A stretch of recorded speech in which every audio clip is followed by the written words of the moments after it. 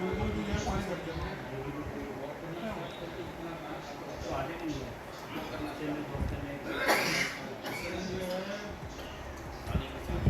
खत्म हो गया।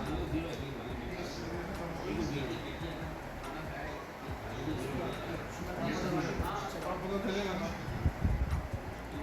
वैसे भी हो, जो वहाँ वहाँ जो कर रहे थे बिल्डिंग में क्या हुई था, कॉलोनी बनाई उन्होंने, वहाँ भी बड़े खतरे